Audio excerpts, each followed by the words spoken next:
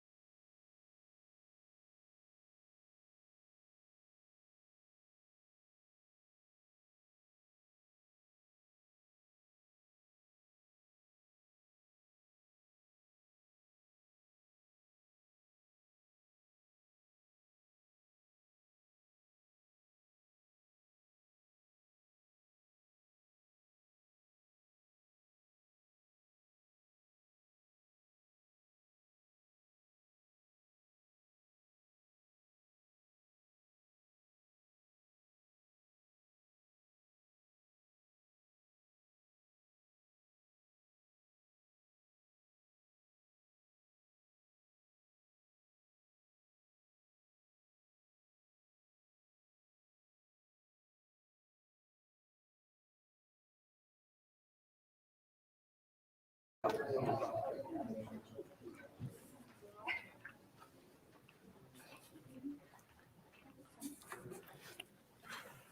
good afternoon, ladies and gentlemen. Welcome to the Iowa Files this afternoon. My name is David Dubchak, and I am the producer with Conjunction Media. We are happy to be the partner that will help you see the Iowa Files whenever you want to, either live streaming or review Vince's great presentation later on by going to the West Des Moines Historical Society's YouTube and checking it out.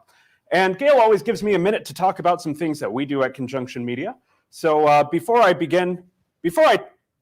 talk about this, I want you to think real quickly. If you either own a business or work for a business, what is the biggest problem facing your business right now? And what is your first idea for what the solution is? All right, while you think about that, with Conjunction Media, we specialize in both corporate training and educational productions. We, in fact, won an award with one of our productions with the West Des Moines Historical Society last year. And so any sort of educational production, documentary, corporate training, commercial, social media, we're able to do here at Conjunction Media. We call it Conjunction Media because in astronomy, a conjunction is when the stars align. And so we make the stars align for you. And so now let me go back to my question. What was your first great idea? Your first great idea, first thing that popped into your mind is also the first thing that popped into all of your competitors' minds. And at Conjunction Media, we have a consulting arm that helps you learn to think differently. We use a process called the creative problem-solving process, which has been around since the 1940s, worked by different creative psychologists to really help you think more innovatively, creatively. Really what we do is we help build your capacity for problem solving. And so this works from the executive level down through every level of organization, help you build your capacity for problem solving. So my name is David. I have information on back, a couple of books, postcards, my business cards, and then our website, conjunctionmedia.com. Video production, corporate problem solving. If it was elevated, it'd be easier, but that's okay. We'd be happy to talk to you. And ladies and gentlemen, I now turn it over to Gail Brubaker. Thank you.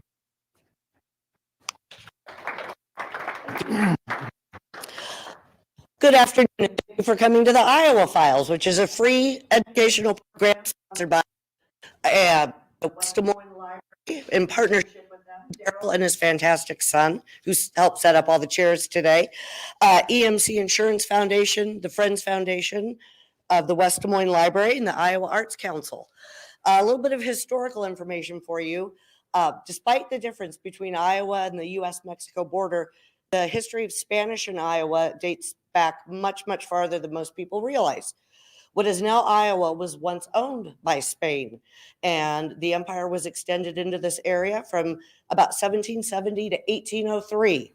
So this can be seen in names like Cerro Gordo County and Buena Vista, which we pronounce Buna, not Buena, the appropriate way to say it. So the history of Latinos in Iowa is very, very long and proud. In fact, Valley Junction was partly built by Mexican workers employed by the railroads, primarily the Rock Island, in the early 1900s. Many of these newcomers to the area first settled in neighborhoods south of Railroad Avenue in a 26-home community that was primarily home to the Mexican workers and the Black railroad workers. In the 2019 census, nearly 6% of West Des Moines' 65,600 citizens identified as Hispanic. So they are a large part of our culture, of our society, and one of the people who is recording the stories of the Latinos in Valley Junction is our guest speaker today, Vince Valdez, 32-year veteran of the Des Moines Police Department, lifelong resident of West Des Moines. His fraternal grandparents came to Valley Junction in 1917. His maternal grandparents came in 1933. So he has been working for decades to record stories, interviews, and photographs of those people in Iowa whose stories may have gone untold. So we are very, very proud today to have Mr. Vince Valdez presenting on Latino Lives in Valley Junction.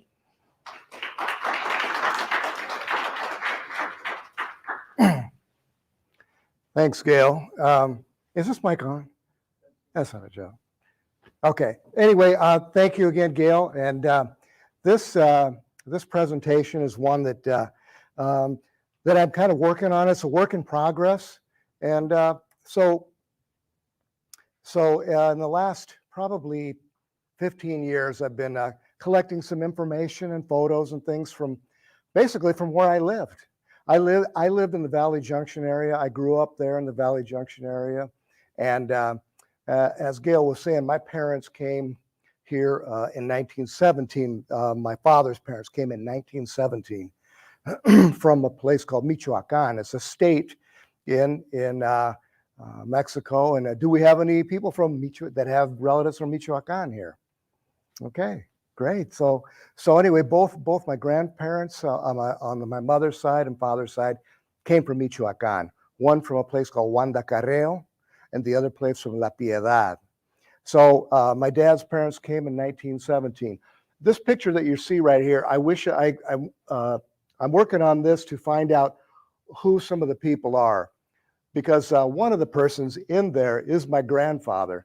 I was gifted this picture by a friend who said he had some people in it. And in fact, my grandfather's right here. He's there, and he's there in this costume. I don't know if it's a Native American costume or something that's native to Mexico. And that's what we're trying to find out, because Grandpa's been gone now since 1952.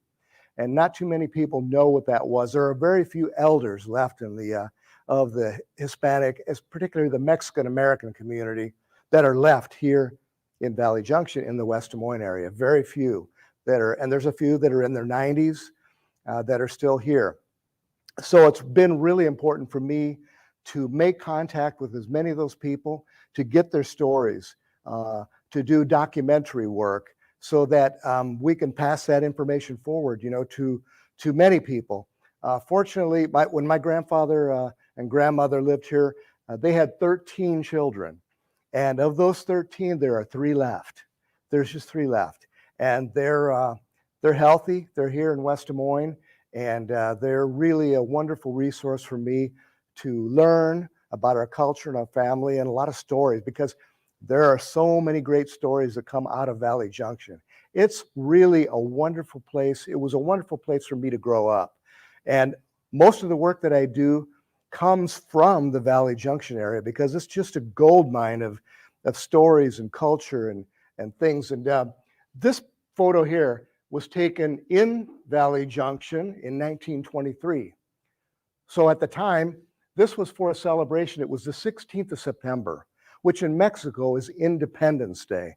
That was Independence Day in Mexico. So a lot of the immigrants and people that came to the United States and in West Des Moines, Valley Junction area, they still celebrated the 16th of September with dances and parties and food and lots of events.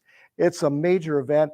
And, we also celebrate Cinco de Mayo, but the 16th of September is much more, it has a lot more meaning to it, because it was Independence Day. Cinco de Mayo was commemorated a battle in Puebla. It was the Battle of Puebla, a small battle where the Mexican patriots won in a battle against the French. And it was only one of many battles that led up to their eventual Independence Day. So this photo here is really great. I've cut it down into sections, and I'm getting ready to distribute it to those who might be able to help me find out who they are, because I do know a few people here. In fact, some of my friends that I grew up with, like this gentleman here, they're the Leon family. And so they have quite a big family here. Next to right by my grandfather here in the middle is a man who represents the Diaz family. So all of the Diaz, they're all gone now. So I think there were like 10 of them, and they're all gone now. So my job has been to reach out to those families and get as many pictures, documents, video, interviews that I can, and archive those things. And eventually, little by little, I presented some of that information into projects that I've done for the Historic Valley Junction Foundation, or the Des Moines Art Center's Day of the Dead, or Dia de los Muertos celebration that we do every year at the Art Center in October. So a lot of the information that I use for those projects came from the resources that I get from Valley Junction and in Des Moines. Now in Des Moines, okay, I'm doing this a little manually here, so let's see if I can get to the next slide here so we can kind of show. Anyway, okay, play. I might need Gail here in a minute to help me or someone, but whoop, yep, now it's gone. Okay, yeah, so. I'm glad I didn't have anything bad up on my. Yeah. That would have been dangerous. Okay, again, that photo that I was talking about, I blew up, I've got like 3 sections in there that I'm going to distribute to people and see if they know who they are. And to the tech folks in the back, should I stay in front of the mic? I have you, Mike, so you're fine. Okay, good, thanks, because I move around a lot. We are playing. You know, good, thanks. Yes. Okay, and where would the pause be then? Is it just the bar? Just hit the space. Ah, that's great. Okay, good, good. Yep, there we go. Now I'll pause it. Okay. Okay, so here's the picture, one of the pictures, the center of the photograph. Again, this is my grandfather here, and we don't know what the story is because I know that the town that he came from, you know, the indigenous peoples weren't the Aztecs. They were someone else called Tarahumara, I think was the name of them. And they were the ones that came from that area in Michoacan. In fact, they were bitter enemies and foes of the Aztecs. So they were always fighting back in those days, you know, over land and whatever, and resources and things. So we've got the Mexican flag there and the American flag. And I think this picture was taken right down around, I believe it was 6th Street. There's a church there. I think it's 6th and Elm, and we're trying to find out exactly where that came from. But they all got together, and they all dressed up for this picture. And right in the center, I think there's some dignitaries here. This gentleman here, I don't know if he is Mexican-American, or maybe he was a dignitary, a mayor, or somebody who was invited to the celebration and sat with them. So this is really a wonderful picture. Hopefully I can find out who some of the other people are in it, because, I mean, this is the beginning. This is the beginning right here of the Mexican Americans, anyway, in Valley Junction. As I said, I was born here in Valley Junction, West Des Moines, and right on the corner of 8th and Maple. That was where my grandfather and grandmother bought their first house. And my grandfather on my dad's side, he and his brother, the gentleman that you see here, this is Mr. Juan Valdez, and he and my grandpa, they came together. They came together to West Des Moines, Valley Junction, and they started a family here. Bought homes, they worked for the railroad. A lot of Mexican Americans that came here worked for the Rock Island Railroad, or they went to work in farms, or there was a cement plant that gave them a lot of work here as well. So they were just some of the people that came here and started families. And so like I say, there's still a lot of us here, a lot of the Valdez family here in West Des Moines and in Des Moines as well. As I said before, there's not only a community of Mexican Americans here in West Des Moines, but also on the south side of Des Moines. There's lots of people that settled over there too. And they also worked for the Rock Island Railroad and cement plants and did different work.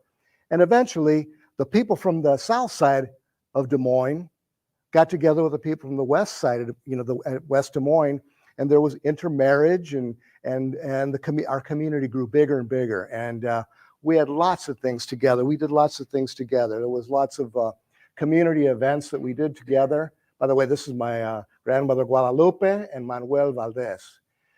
So we'd had a lot of events together, and back then obviously people just didn't have a whole lot of money, so they did what they could, to entertain themselves and have parties and do things. So it was a really great mixture. This picture here, I really love this. I'm starting to find more things. Fortunately, my mother was she really keeps good records. She doesn't throw anything away. She's very, very organized. And this is what an immigration card looked like when they came in 1960, sorry, the dates here. Oh, 1928. So my grandpa Jesus Fernandez and my grandmother Victorina, they came from Michoacan also. They came from Guanacareo. From there, they went to California, to San Pedro, where my grandfather worked, got a job there, and then settled down there. But they didn't stay there very long because my grandmother's sister, Maria Salgado, she was living here in Des Moines, and she missed her sister because they were separated as children. There were a lot of stories, a lot of sad stories that came out of Mexico about people being separated and the poverty. Because, you know, a lot of the folks that came here came after the Mexican Revolution in 1917. So there were Mexicans scattering all over the United States, but there was almost like a pipeline here to West Des Moines because they came here because they heard about work, jobs, you know, a good life here. So a lot of people came from Michoacan, Nueva León, a lot of different states, you know, and so they all kind of came here to Valley Junction. This was a great place to come. So I'm going to stop too. I'm going to do a couple of things here. I want to ask some questions too, a little bit to the folks out here of the Latinos that are here. Where are your grandparents from? Can you kind of let us know? Can you tell me like where they're from? From what state in Mexico? Tijuana. Okay. Yeah. All right. Anybody else? Mexico City. Great. Great. Okay. So you know, you have a rich background. You know, have any of you yourselves gone back and, you know, kind of check in history to see where they came from? Do your parents have pictures and documents and things like that that kind of teach you where they came from? Great. My mother has, like I say, she has a lot of pictures of her ancestors and friends too, you know, just people that she grew up in West Des Moines, you know, because we had Mexican dances and parties and things. And there were people from all over that were even hearing about Valley Junction, you know, that there were some Mexicans that were living there in Valley Junction and come here. So we met a lot of people from Kansas City, you know, Chicago, Omaha, that came here and eventually got to be good friends and created a bunch of different events, sporting events, music events, all kinds of things. So Valley Junction was really happening. I mean, there was a lot going on here. It was a great place. For me, it was a wonderful place to grow up because the neighborhood that I grew up in was so diverse. You know, the Mexican Americans that came here, the African Americans that were here before us that worked the railroads and farms and things, they were here before us. And we became very, very close in this little tight neighborhood that was probably 14 blocks long, but only about a block wide. And we were all right there. And it was just a wonderful place to grow up. And, you know, just the cultural stuff that happened, the music, the food, everything, you know, just really, you know, empowered me and everybody else that lived in that neighborhood. So this is a really, really cool thing that I have. I'm so proud of this, that I have this and it's in such good shape. And my grandfather, he died in 1950. So obviously I didn't get to know him. So that's why it's really important for me. I'm on this quest, you know, to get as much information as I can.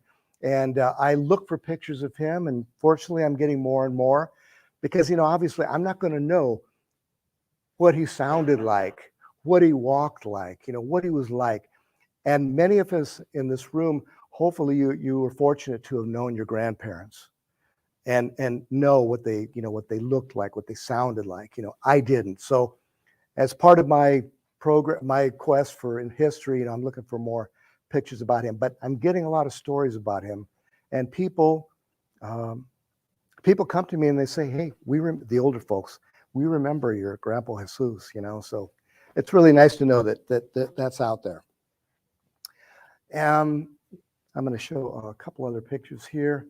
And then I have a video that I'm going to use that will kind of take over for me and tell her story about them and when they came here. And this is my grandmother, Victorina Fernandez.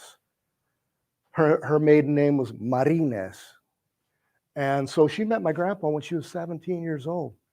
And my mom tells me the story that Grandma, She didn't know anything. She didn't know how to cook. She didn't know how to clean.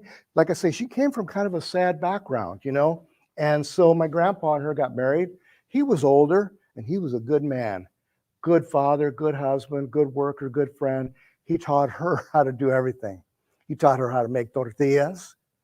He taught her how to cook. He did all of these things. I mean, my grandpa was a Renaissance man. He was a musician, a barber, a cook. He could dance. He was a wonderful man. He was a musician. He played violin, a guitar, and sang, and played with a lot of musicians. This picture is of when he was in San Pedro. This is a picture of a bunch of workers that worked in a fish cannery in San Pedro. So he was working there and living in San Pedro when my Aunt Mary, his sister-in-law, said, you guys come to West Des Moines. It's safe here, it's clean here, there's good work. They came here in 1933 when my mother was 3 years old.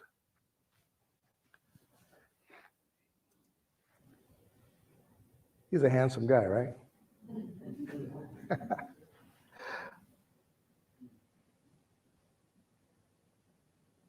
Okay. A lot of Mexicans worked the railroad.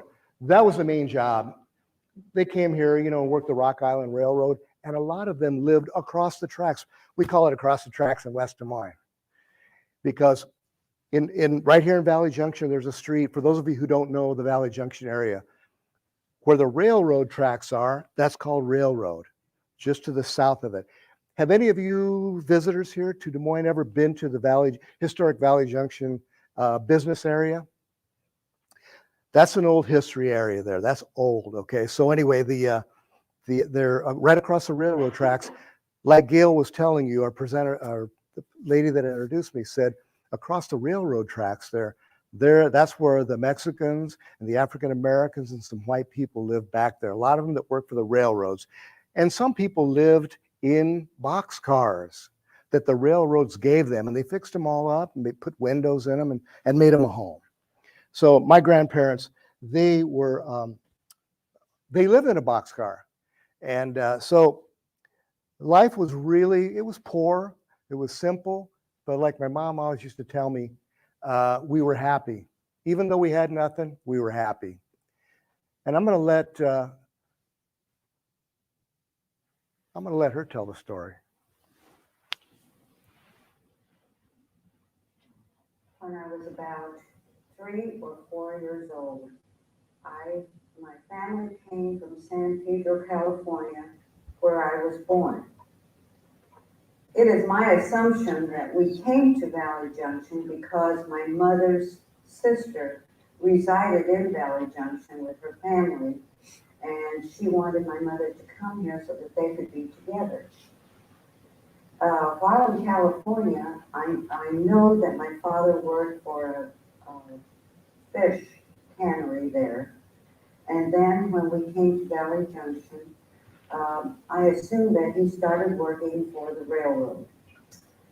Our first home in Valley Junction, as I remember it, was probably when we lived in a boxcar, a railroad boxcar that is, which was situated south of the railroad tracks.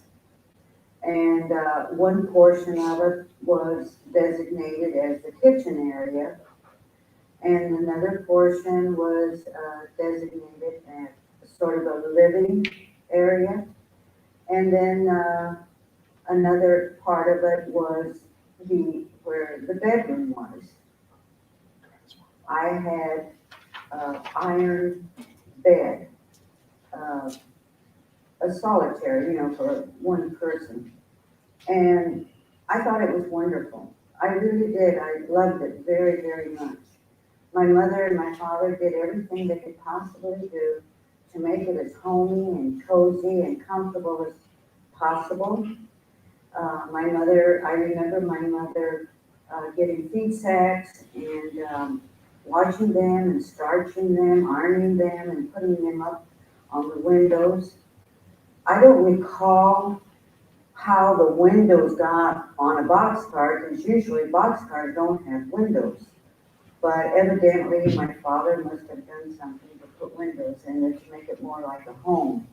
I remember that there was a water tower nearby where it was filled with water for the Indians that came by to fill up with water on the way to wherever they were headed. And sometimes the water would overflow, and it was a delight to get under there and get wet and splash and have a lot of fun. I like to think that perhaps the fellow that filled that tank, that water tower tank, knew that there was a child that lived there nearby in that boxcar, and that maybe he let it overflow a little bit so that she could go out and play. Our next home was located at 127 8th Street, 100 block of 8th Street. And I was thrilled to be able to move to a real house. From there, we were able to purchase a home at 136 8th Street on the corner of 8th and Maple. The bus that went to Des Moines stopped on the corner there on that would be the first corner. And people getting off of the bus would sometimes come over to our side of the street, and we would talk and socialize, and it became like a little, sort of like a little way station. I grew up surrounded with music because my father was a musician. He played the guitar and he played the violin. He was involved in a small band, and once in a while they would go out to play at dances or parties or whatever. So he kind of got me involved in that a little bit. And even though I wasn't very thrilled about it, he wanted me to play the guitar. So I learned to play the guitar, and then once in a while I played with the band too for the 5th of May, the 16th of September celebrations, birthday parties, whatever came about, I'd be there playing with my dad. Valley Junction was very, very, and is very special to me because this is where I grew up. This is where I met all the friends that I still have and that I cherish and that I see as often as I possibly can. I was very happy with my parents. We were poor, but we were rich in the things that mattered. Family, friendships, good neighborhoods, and all of the things that to me are very important.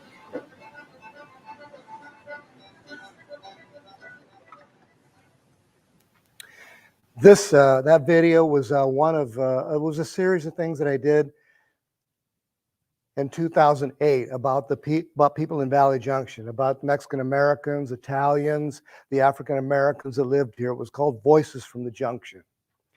And I was talking about how it's like I was laughing with the production crew back there that, back then I used ancient equipment. It was like little mini DV tapes and stuff. Of course, it's all digital, all the stuff that I use now. But those were the stories that I told back then. And it was really a real pleasure to do those stories because of all the different people, the diversity of people in Valley Junction that there was all around us, And we were tight. I mean, all of us were, the Mexicanos that lived there, the African Americans, the white people, the Italians, Serbians, Croatians. We were really, really good friends because we came from a real small area. So we knew each other all the time, There was music playing in the neighborhoods all the time. You could smell the food coming out in the streets, people out in the streets. People would be dancing at night, There would be Mexican dances at small halls just within our little neighborhood. There used to be places where we would have dances and parties and things like that. So growing up in Valley Junction was really interesting. It was a rich and rewarding experience because it really taught me, it gave me all the tools as a man and as a person that I needed to survive and to respect all peoples and to use that in my job. In fact, one of the African American ladies that lived in the neighborhood, I went to her house one day. This is when I first got on the police department. I was getting ready to go to the academy. And I went to go see her, and her name was Barbara Jean Long. And I just, she meant so much to me. She meant the world to me, and she was a very influential and wise person, and who had been there in Valley Junction for many, many years, along with the Mexican Americans. And I told her, I said, Miss Barbara, I'm going to be going into the academy, you know, and I'm telling her about this and everything. And I just wanted to tell her, because it was important that I let her know this. And when I went in the police department, I was 32 years old. I was one of the oldest guys in the police academy. My cousin Michael and I were both of Valdez. You know, we were two of the oldest guys. Well, we were the oldest guys in the police academy. So anyway, that's another story. They called me grandpa there. That's okay. But I could outrun and outbox a lot of them, guys older than me. But anyway, so I told Mrs. Long, I said, I'm going. And, you know, I'll never forget. We were sitting on her sofa, and she said, Vincent, she goes, you know, I'm proud of you, and I want you to do good. You know, we're all behind you. But remember, when you go to work, a lot of people, they're not going to know you like we do. They're not going to know what experience you came from. They're not going to know how you were raised and all that. So you have to use all of those tools. Basically, is what she said. You're going to have to use all of that to be safe, to be successful, and show people who you're all about. Show them where you came from, you know, and that it did. That's what I took with me into my work, and it kept me safe, and it opened up a lot of opportunities for me, and I met a lot of great people because of the wisdom of the people in Valley Junction that lived around us. So there were other people there too. There's a lady now that the next person I'm going to let tell her story she is an activist. She was an activist for the Mexican Americans in Des Moines for employment, housing. She's still alive now. In fact, she is 94, I think, and she's still active. She's still working. She's on the front lines. She's doing stuff out there, you know. She's helping all of the immigrants that come with a lot of different things, finances, and just how to live in this environment, you know, when you come from another place. And this is Isla Plasencia. She's another one that was there for me and gave me, in fact, when I first applied for the police department, I didn't get on, you know, and there were hardly any Mexican Americans on the department. So she and a big group of people, LULAC, you know, those people came forward, and I mean, they were in the streets with signs and stuff, you know, and anyway, the next year I got hired. So anyway, they were really out there working for us, you know, all behind us. So her story is interesting and it's ongoing, and we still work together. We still work together on projects.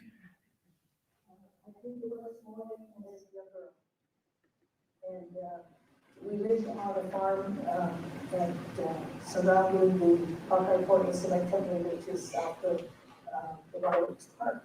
And my father owned a farm there and also worked in the cement plant. And it was a different kind of a community because it had all nationalities that lived in the community houses that Hawkeye Point Cement Company provided.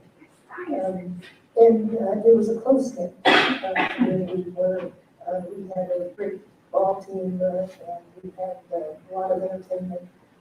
And so moving to West Des Moines was a little bit different because the Mexicans first came to Valley Junction and were recruited from the Valley Junction to work the railroad. And because of the railroad strike, it just did not set well. And that settlement continued for a while in Valley Junction. My brothers had to go to war, so we didn't have anyone to work the farm. My father decided we would sell the farm and move to West Des Moines. And as my peers tell me, they remember my father and I coming to West Des Moines on a horse and wagon, and we had our furniture in the wagon, and we moved into Valley Junction. Now let's talk about this wagon that we used to move to West Des Moines. It served a lot of purposes. During World War II, there was a scrap drive, and we, as young women, decided we could contribute also. So we talked my father into loaning us the wagon and horse, and he is the one that guided the horse, and we would go along picking up scrap metal. And We did do a big job because we had this wagon just full of scrap metal and delivered it to Valley High School. And we were quite proud of our accomplishments that we were contributing to help solve or terminate the World War II. Another thing this group of young ladies would do, we would write letters to some of our friends that were in the war. We would get together and bake cookies and send them also to the soldiers, reminding them that we haven't forgotten that they were there for us. Old Valley Junction, I remember, had everything. We had grocery stores on the very corner of 5th and Maple. We had drugstores, that was a meeting place for everyone. The Vandenberg drugstore and Stewart drugstore. We had a bank on the very corner. Everything that you needed. We even had not only grocery stores, but we had a five and dime store. No matter what you needed, doctors, dentists, everything was on Main Street on the 200 block, 300 block. So we didn't even have to travel outside of Valley Junction to get whatever we needed. But if we did want to go to Des Moines, the big city of Des Moines, we would take the streetcar and go to Des Moines, the big city of Des Moines, if we wanted to go to a movie other than our own movie house that we had here at Valley Junction. The Valley, which is a big thing that we talk about right now about its noise. The Valley was one place that we could all go, and our entertainment as teenagers was to dance. Every Saturday night, there would be a big band that would come to Valley or the Tromar, and we would be sure that we would be there because that was one of our big entertainments. Valley Junction was a little community, a fine community, and it was a wonderful place to have for us to grow up and also for our children to grow up. But there's been a big, big change in West Des Moines. It has grown in my day. When I was a teenager, you knew almost everyone in the community by their first name because it was that small. But now it has grown so big that it's a little hard to remember everybody's name. All these experiences that I've had during my lifetime that I learned from my father, who came here years ago, over 100 years ago. Now I'm able to give back to the community, to the newcomers that are here, and very happy to do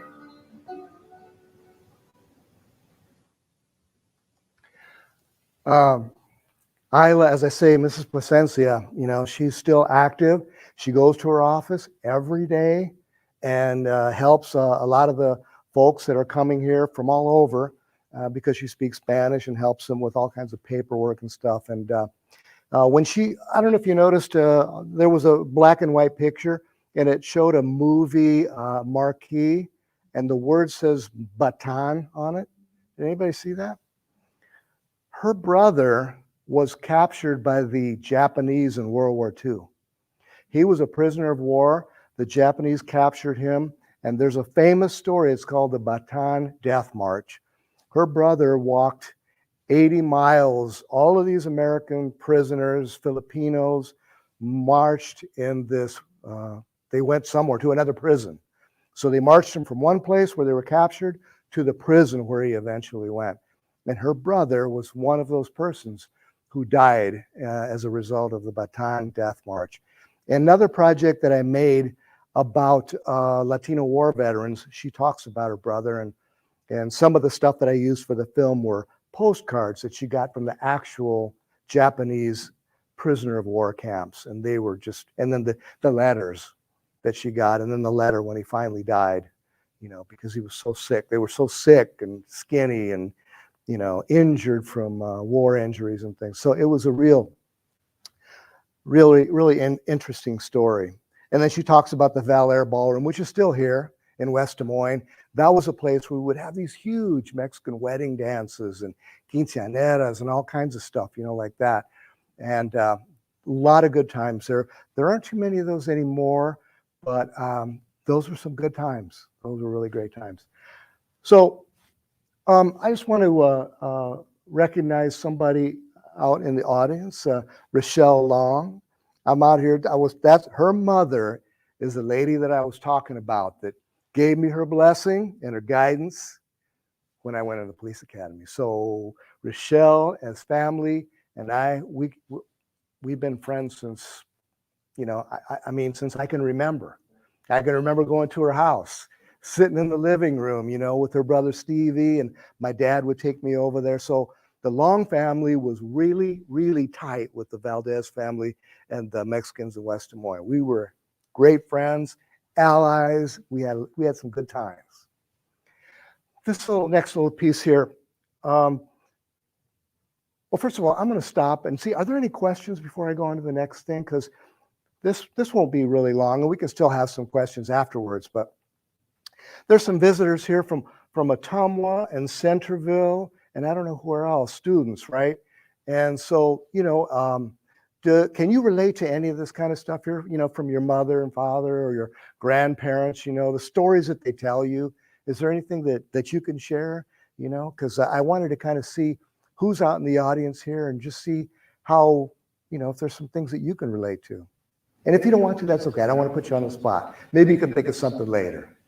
But anyway, so, okay, welcome. So anyway, this next thing, this is just a piece out of another video, but it's just a little collage of things. And what this shows is the people that, like a lot of different pictures. I call them community pictures. They're not of one family, but many families. And they're community pictures. Just kind of shows what our life was, who the people were, the fun that we had, just a snapshot of what it was like then. Because it was, as I say, it was really a great place to grow up and has really given me a lot of pleasure, education, and direction in my life, and a lot of the people around me too. And as I said, a lot of these people are no longer with us. And so it's my responsibility to make sure that I keep their memories alive, share them with people, their friends, their relatives, so that they never die. Their memories never die. So this is a thing, it was a project that I did called Our Family, Nuestra Familia. So it's just kind of a little slideshow with some music about some of the people, and maybe I can talk about some of it too later.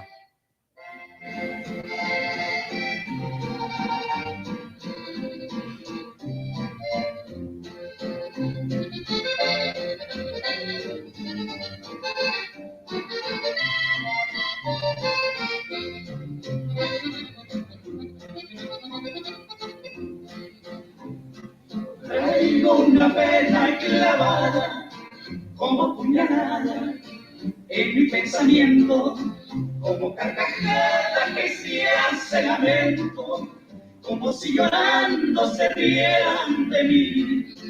Es la vida pasada que siento, reprocharé el haber sido así.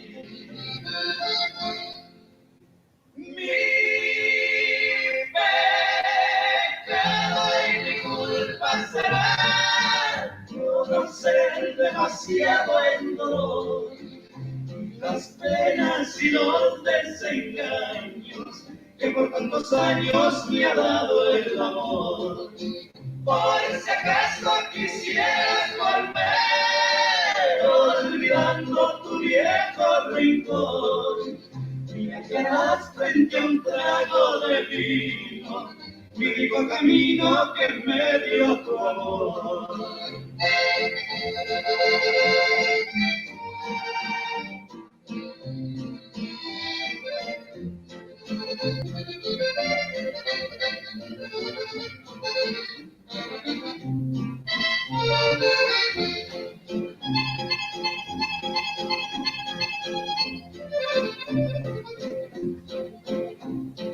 En mi jardín un jilguero se murió primero, quien no comprendiera, se secó la fuente que nunca debiera, y una madre selva también se secó. Mi cariño como aviadorera, sin besarme también me negó. Mi pecado y mi culpa será conocer y los desengaños que por tantos años me ha dado el amor. Hoy si acaso quisieras volver, olvidando tu viejo rincón, y hallarás frente a un trago de vino mi único camino que me dio tu amor.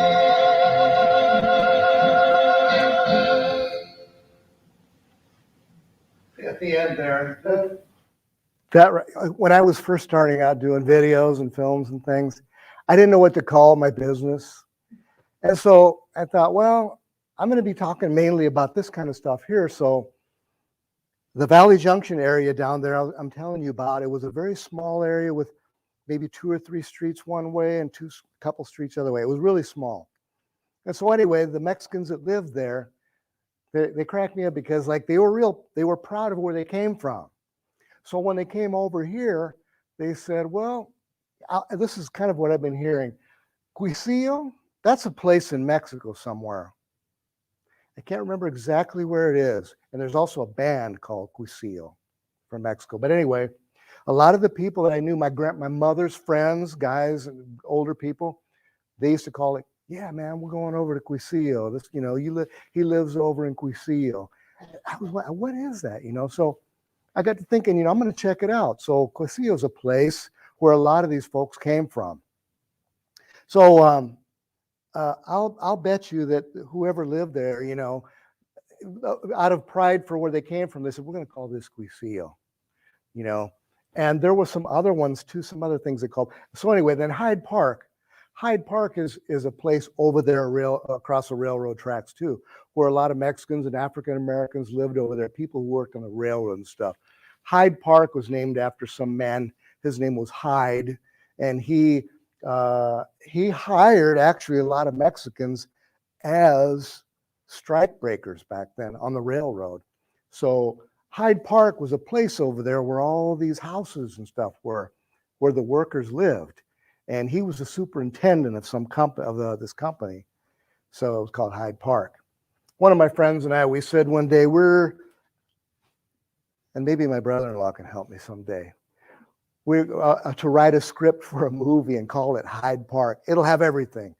It will have action, romance, murder, intrigue. It'll have everything because Valley Junction over there did have everything. It had all of these things. I mean, that was a place where, I wish somebody would write a book about that, a story. Maybe I will someday.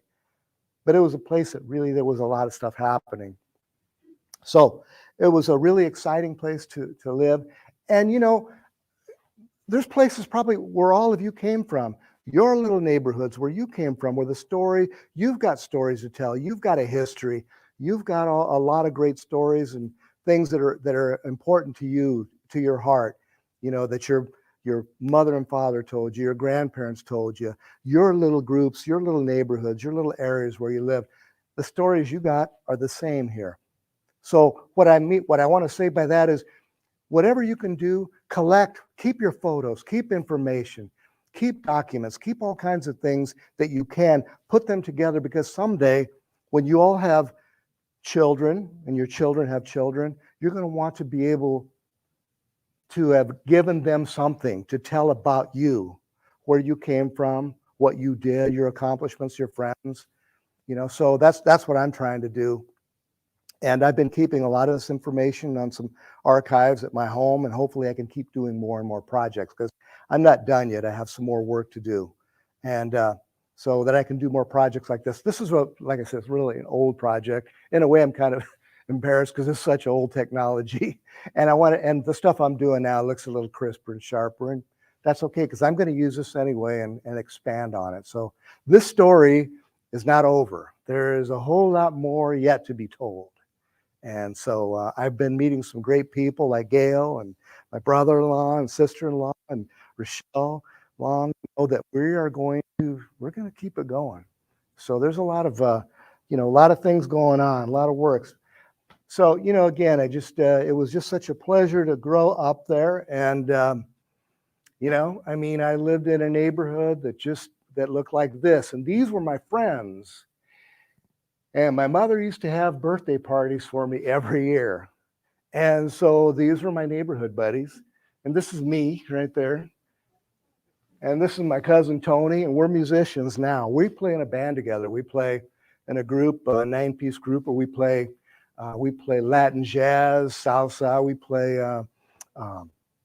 R&B and stuff. And his father and all of our uncles, they were all musicians.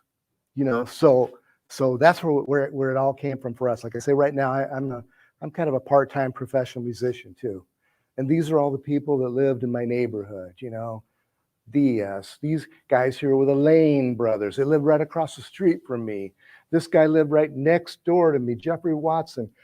One of my best friends ever, still alive, my cousin Margo Munoz. This was another next door neighbor that died just recently, who I was so close to. My buddy Dennis Garrett and his sister. They were like, really, really tight with me. And then the Brown sisters, Cheryl and Sandy Brown, lived right down the street. The thing is no matter what color we were, whatever nationality we were really tight. I mean, because we lived close, and it almost kind of made us, we had to really, we played together, we had to get along together. And then through all of that, we found out, just about each other, how important we were, how unique we were. But it was a great place to live, Valley Junction, and especially like we're talking about today, the Latino lives, particularly the Mexican-American lives. What a place to go. I'm blessed to have been there. And are there any questions right now that I can answer for you? If not, oh yeah, there is, yes. Interrupt you. No, please, interrupt. But I just found out something about you in the last couple of years. Oh no, wait. Okay. That you have been involved with. Okay, watch out, my wife's right over here. I know, I see. Yeah. That you were very involved with the Day of the Dead. Yes. And can you tell a little bit about that? Oh, sure. Yeah. You have got some friends of mine now. We are doing it every year. Oh, In the small group. okay. Well, this year we had 8 of us. And the first year we did it, we actually went up to my husband's grave and had a tequila drink. Okay. But tell a little bit. All right. Well, the Valley Junction area and the people and the stories have been like a huge resource for us at the Des Moines Arts Center. I'm a volunteer there. I've been a volunteer since 2004. Mrs. Isla Plasencia is one of the ladies that got me involved. She said, you need to come in because we're going to do some things here. We need representation from our neighborhood because, I mean, that's where they want to talk about the Mexican people and Day of the Dead. Well, we got them for you, So anyway, I've been working with them with the Art Center since 2004. They started doing the Day of the Dead in 2000 because 2 of the people that worked there, they did it in their towns.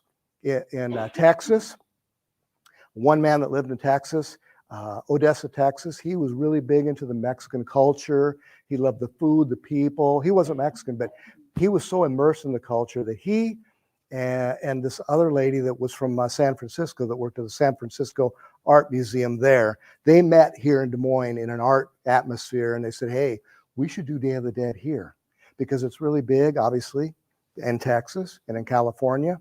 And we've got a really rich community of Mexican Americans here in Des Moines. Let's do it. So, now up to this date, the Des Moines Arts Center's Day of the Dead is the largest attended event on their calendar. The most we had one year was 3,200 people. And what we do, we have music, food, art, films, the films that I've done. And what we do is we honor somebody in the Mexican American Latino community each year, or persons. And then what we do is we make a beautiful ofrenda, an altar, and it's huge. And then we put all of the pictures and mementos and memories of that person on there. And then a film is made about them. That's my job, to do the film. And then we have live music and food, and it's really a great celebration. It's a celebration of life, not death. A lot of people think Day of the Dead, ooh, what? Right? No, it's a celebration of life. It's a celebration of life. Yes, it is. So the people that we honor, that we each year, are people right from this community, from West Des Moines and Des Moines. So, yes. Oh, yeah. Yeah, that's great. Good. Yeah. So I've been involved with that, and I really love it. And so that's the kind of work I want to do, is keep doing these kinds of things and working closely with the Historical Society and Gail and a lot of people to do some new projects that we can present in the future. And also with Taste of the Junction, Rochelle's group there. And so we've got some good things happening. A lot of fun. All right. Thank you. Thank you, Vince, very much. Thank you for coming today to the Iowa Files. We are taking December off, but January 16th, doors to the past Sherman Hill. So we'll be welcoming Jack Porter, who will talk about this amazing neighborhood with buildings that are absolutely stunning, although not as stunning as the Jordan House. Come see us on a Friday or a Sunday for a tour. We just decorated yesterday, so it is all blinged out. And if a Victorian home can be blinged out. So come see us and vote on your favorite room at the Jordan House. Thank you so much and have a great day.